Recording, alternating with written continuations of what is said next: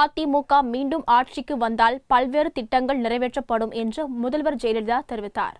தர்மபுரியில் நடந்த தேர்தல் பிரச்சார கூட்டத்தில் முதல்வர் ஜெயலலிதா கலந்து கொண்டு 11 வேட்பாளர்களை அறிமுகப்படுத்தினர். பின்னர் பேசிய அவர், சொன்ன திட்டங்களை தவிர சொல்லாத திட்டங்களையும் நிறைவேற்றியுள்ளதாகவும், ஏழை எளியோர் நலனுக்காக பல திட்டங்கள் அமல்படுத்தப்பட்டதாகவும் கூறினார். அதிமுக மீண்டும் ஆட்சிக்கு வந்தால் பல சிறப்பான திட்டங்கள் செயல்படுத்தப்படும் என்றும், எல்லோருக்கும் எல்லாம் கிடைக்க வேண்டும் என்ற நோக்கத்தில் ஆட்சி செயல்படுவதாக ஜெயலலிதா தெரிவித்தார். மதுவிலக்கு குறித்து பேச கருணாநிதி அருகதையற்றவர் என்றும், படிப்படியாக தமிழகத்தில் மதுவிலக்கு கொண்டு வரப்படும் என்றும் அவர் குறிப்பிட்டார். மக்களுக்காக அர்ப்பணிக்கப்பட்டதே எனது தவவாழ்வு என கூறிய ஜெயலலிதா, தமிழகம் வளர்ச்சி பாதையில் செல்வதாக தெரிவித்தார்.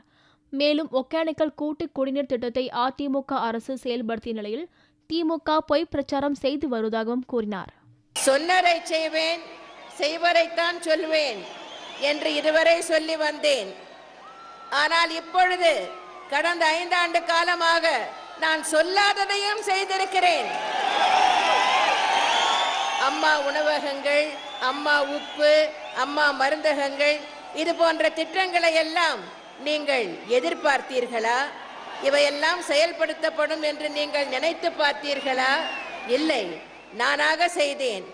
ஒரு தாய்க்குத்தான் தன் பிள்ளைகளுக்கு என்ன தேவை என்பது தெரியும். எனவே இவ்வளவுதான் என்று கருதிவிடாதீர்கள்.